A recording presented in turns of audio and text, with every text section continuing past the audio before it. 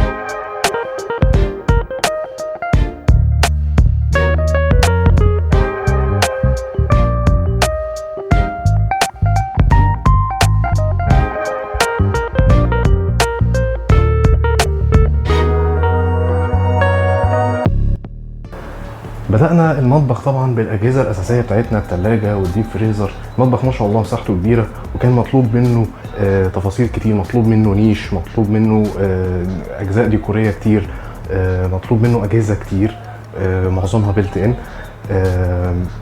كان لازم نحط ده في إطار جميل رغم ارتفاع المطبخ المختلف مستويين ارتفاع. فده كان مرهق شوية في التصميم، لكن لحسن الحظ إن احنا رتبنا المطبخ ده وهو لسه طوب. حطينا البلان اللي هيتفرش عليه او بلان 2 دي خالص بسيط خالص للتوزيعه الاساسيه اللي هنشتغل عليها، وده ريحنا كتير لما جينا استلمنا المطبخ بعد ما اتشطب بناء على التقسيمه اللي عملناها. فبدانا هنا بثلاجه، وبعد كده فوقها وحده تخزين علويه ضلفتين عادي، مع مراعاه طبعا تهويه الثلاجه من جميع الجوانب ومن الظهر. بعد كده عندنا الفريزر فوقه وحده تخزين،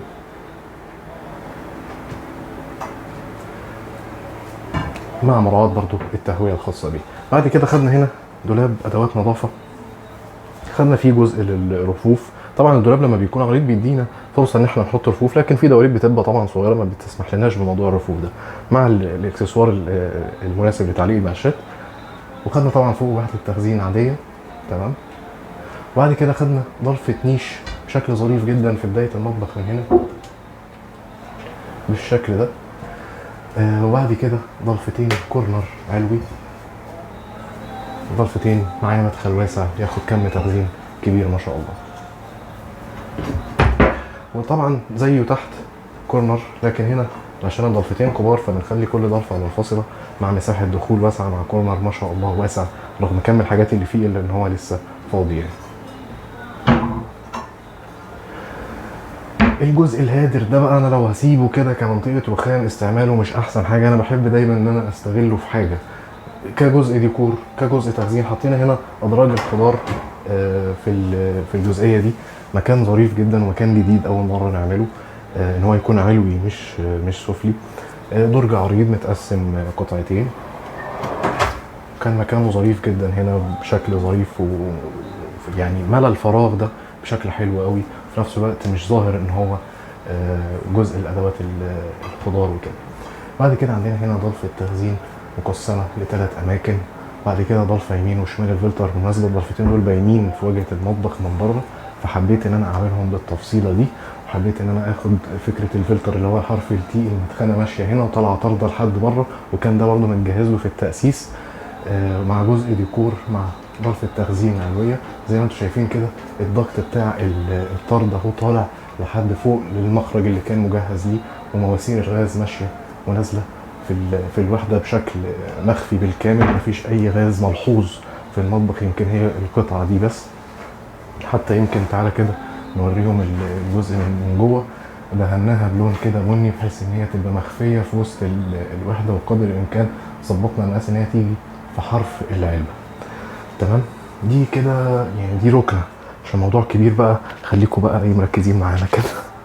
بعد كده طبعا زي ما احنا متعودين ترولي الزيت يمين البوتاجاز، ترولي ما شاء الله عريض واخد حاجات اساسيه وما زال فاضي يعني. بعد كده درج معالق وشوك تحت المسطح البلتين. بعد كده عندنا درج للحلل، وضفنا هنا درج سحري تمام للغطيان الحلل وهكذا. وبعد كده درج تاني برضو عميق للحلل الكبيره وهكذا. بعد كده وحده ادراج شمال البوتاجاز للخدمه السريعه، برضو فيها تقسيم معالق وشوك تمام. بالمناسبه دي منظمات الادراج مش شرط ان هي تستخدم المعالق والشوك، ممكن تستخدم في حاجات كتير يعني بهارات وهكذا براحتنا يعني، هو بس حاجه بتنظم الدرج مش اكتر. بعد كده عندنا درجين بعمق كويس لو حابين نضيف فيهم حلل تانية، لو حابين نستخدمهم في التخزين العادي تمام مفيش مشكله. بعد كده عندنا ضلفتين للكورنر، طبعا حبيت ان انا اخلي المدخل هنا واسع بحيث ان يبقى عندي مساحه دخول كافيه جدا للكورنر ويشيل معايا، لان هو برضو يعتبر كورنر اساسي، لكن احنا كان عندنا مكان الحلل مناسب جدا، وعندنا كورنر سهل الاستخدام، لان انا اتحكمت بغسالتين زي ما انتم شايفين، غساله اطباق اليمين وغساله ملابس على الشمال، والحوض في النص كان كمان حوض صغير، فكان معايا بس ان انا ادي الكورنر ده وسع شويه في الدخول بتاعه الاساسي. بعد كده عندنا هنا الكورنر فيه طبعا اكسسوار سله زباله، خليناه استخدام يعني فتح وقفل يدوي مش مربط بالضلفه، عشان ما نغيرش الصرف بتاع الحوض، يعني الصرف بتاعه كان كبير شويه. بعد كده غسالة الملابس على الشمال. بعد كده مساحة الكورنر دي الحاجات بقى اللي انا ما بستخدمهاش يعتبر خالص يعني. وفي طبعا الخزان بتاع الفلتر من جوه مجهز له مكان، ومعديين طبعا ماسورة المية من الفلتر للكولدير على طول. وضفنا هنا بس جزء كده زي قاعدة بورديوم عشان لسه في اطفال في المكان، فعشان الخشب ما يتبهدلش فضفنا جزء بورديوم مقاوم للميه زي وحده الحوض بالظبط، بحيث ان لو في طفل او حاجه بيلعب ميه وقعت تحت او كده يبقى مفيش تاثير على الخشب بتاعي. بعد كده هنا خدنا الجزء الصواني في مستوى قريب، كان مكان مناسب جدا. وبعد كده خدنا هنا وحده تخزين علويه، وبعد كده ضلفتين فوق دولاب الفرن والميكروويف تخزين برضو مناسبه جدا. بالمناسبه هي ماسوره الغاز نازله هنا المفروض، بس احنا مدارينها ورا الظهر يعني. بعد كده عندنا الميكروويف، الفرن 60 هوايه، البرجين في الاسفل بعمق كويس. نرجع تاني عندنا بقى هنا دولاب تخزين في الاول كده خدناه للرخام. انا بشوف ان انا هقف استخدم مساحه الرخام دي مش اريح حاجه، لان انا جنبي دواليب الكولدير ودواليب دولاب الفرن وهكذا، فمش احسن حاجه ان انا اقف هنا، فاستغل المساحه دي. حطيت هنا مكان للخلاط كده في درج تمام،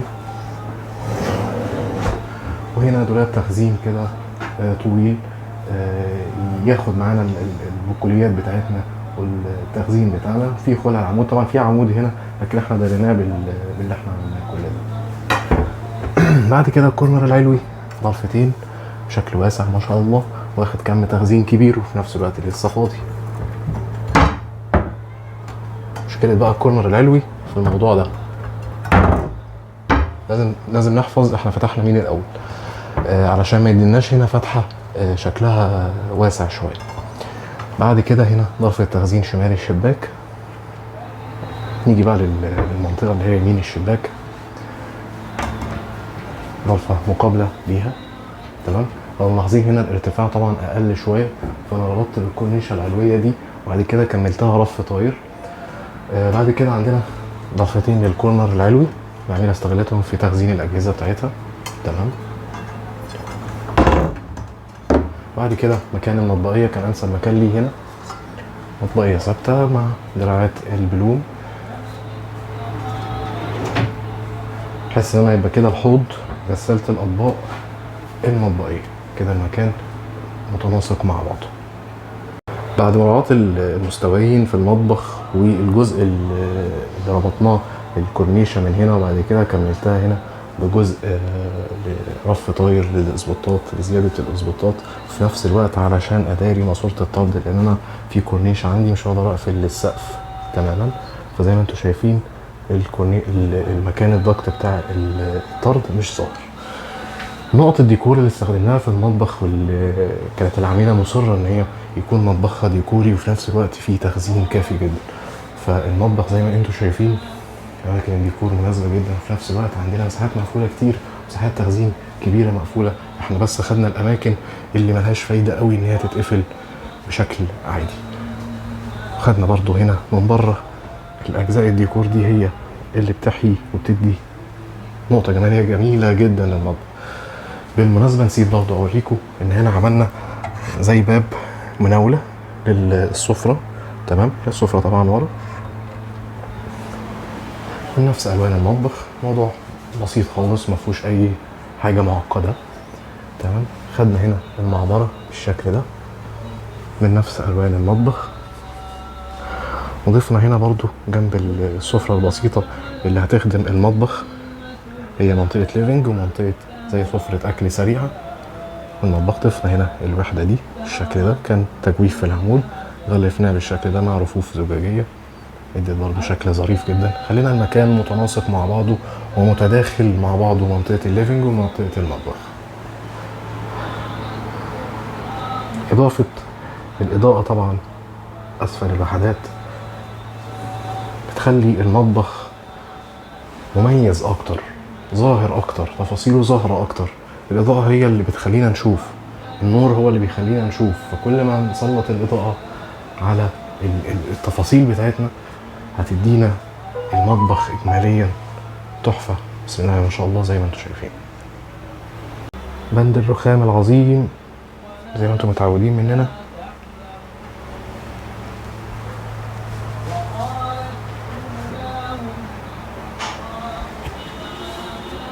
مع توفير الأطوال اللي هي حاليا قليلة جدا في السوق. الشطف وجودة الشطف، ميرور ايدج، تركيب الحوض سفلي،